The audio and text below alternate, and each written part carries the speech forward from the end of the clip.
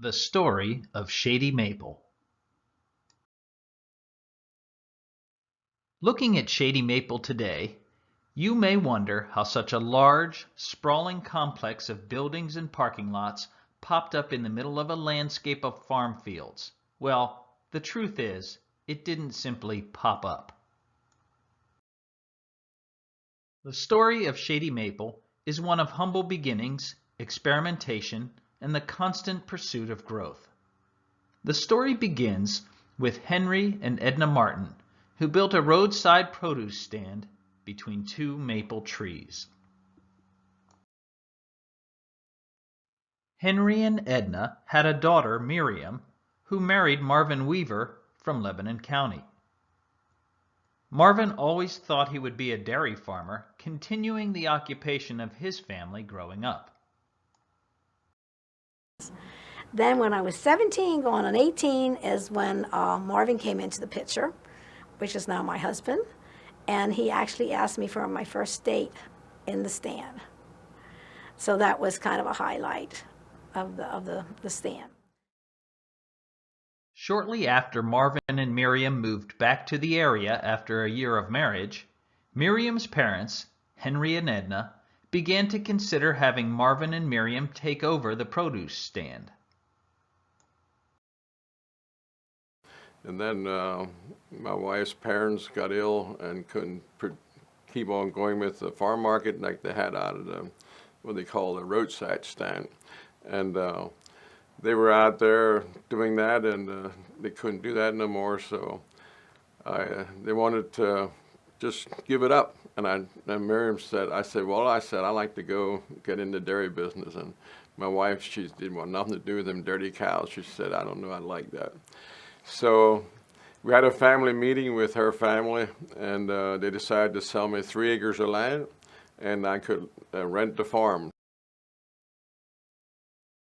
But desiring to have a year-round operation rather than a seasonal stand, Marvin and Miriam Weaver decided to open a full-fledged grocery store. They bought 3 acres of land from Henry and Edna and named the store Shady Maple Farm Market, after the original produce stand between the 2 maple trees. In 1970, the first store, a 65 by 65 foot block building, opened for business. Marvin was determined that he was going to farm as well as run the store, supplying the young business with much of its own produce early on. It did not take long, however, until Marvin and Miriam Weaver learned that this journey would be filled with a lot of trial and error. Well, I remember when I got back to the dairy case, something smelled kind of, didn't smell right. And by the second week I got there, this was worse.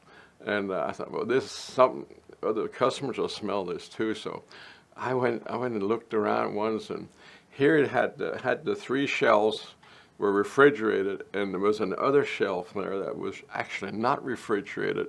And I don't know whoever set this, I guess Tony or whoever set this up didn't think of it, but you know what Limburger cheese is? That has an aroma to begin with, and which I learned later. I didn't know what Limburger was at them days, but I know what it is now. But that had an aroma, and they had this on this top shelf that wasn't refrigerated, and of course that got sour, and it had an awful smell. And I looked around and I found where it was, and I moved it. Well, the aroma was so bad, it was unbelievable. I quick scraped everything off, and boy, I didn't know what to do. And I went to the shelf and I got some Old Spice. I figured that might do it. Took this Old Spice perfume and sprinkled all over there and rubbed it around. And well, that took care of that pretty good. So For the first several years, the new Shady Maple store experienced very slow but constant growth. Year by year, another addition would be built onto the store. Food storage areas, meat and deli sections, a new bakery department, and other components were all added in the following few years. So in 1974, the Weavers had the original roadside stand moved to the store and used it as a hot dog stand. This was the first seed of the smorgasbord. It was the first time they tried selling prepared, ready-to-eat food directly to their customers. The hot dog stand was eventually upgraded to a snackette inside the store.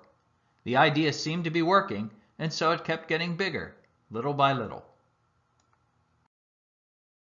As the Shady Maple Farm Market grew, the Weaver family was growing as well, and the family was always involved in the daily operations of the store.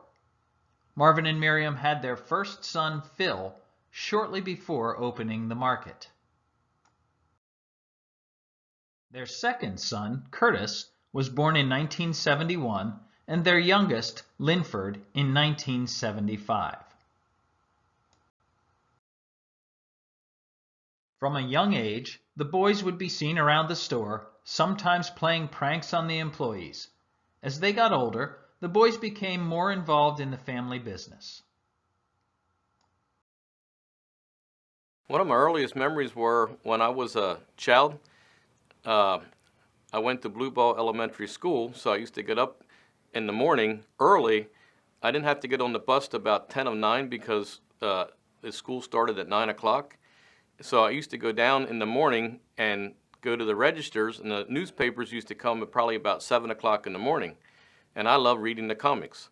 So I used to go down a lot of school mornings in my pajamas at 7 o'clock in the morning and read comics on the registers, sitting on the registers. And I know a lot of employees, the old-time employees, remember me doing that. That was just one fun little thing that I remember doing early in the morning in my pajamas.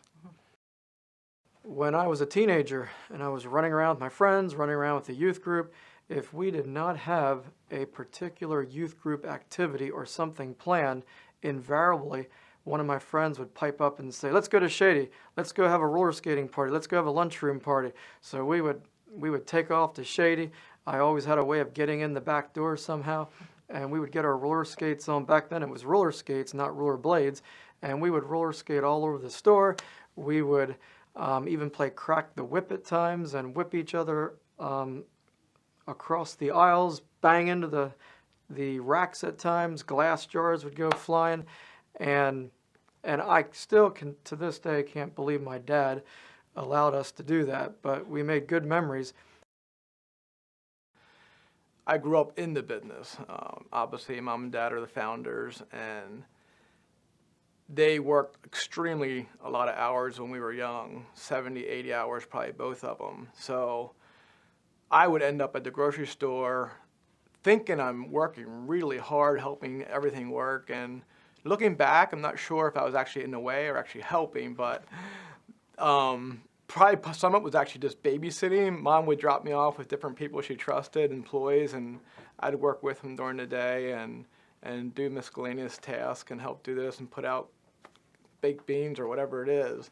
And yeah, as you can imagine, when you're really small, you tend to be a little mischievous and do interesting things. I remember some funny stories of I would get bored, so I'd wander off, and they wouldn't know where I'm at, and so I'd hide behind the filing cabinet sometimes in the office, and the office girl would come around to put something in the filing cabinet. I'd jump out and scare her, and then I'd get, usually they would circle around and talk to my parents, like, "Do you know what your son's doing?" In 1976, the entire store was remodeled. The newly renovated store was now 45,000 square feet, had 10 registers, and employed 130 people. At this point, the business at Shady Maple was really taking off. In the spring of 1982, the store expanded yet again, adding a prepared foods area, a lunch counter, and bringing the store up to 70,000 square feet. Always looking for new ventures and additions to the business, it was around this time that the idea for a smorgasbord came into being.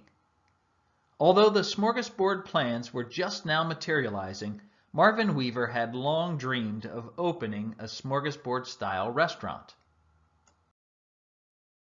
We had IGA meetings over at Willow Valley, and that was a smorgasbord, and we had meetings there for several years. And I Always, we had our meetings, and after the meetings, we went to the smorgasbord to eat at Willow Valley. And boy, I always looked at that, and I thought, now, that's something I could handle. That's the way I want to have a restaurant. In the fall of 1984, the construction of Shady Maple's first smorgasbord began, and it opened in 1985. It included a 250-seat dining area, as well as a gift shop and fast food restaurant. The smorgasbord was an instant success, and everything was going smoothly, except for one thing. The Shady Maple smorgasbord quickly developed frequent wait times of upwards of an hour, and so, as Shady Maple was already so accustomed to, they expanded again. In April of 1989, the smorgasbord doubled in size. The newer facility now seated over 500 customers and employed 180 people.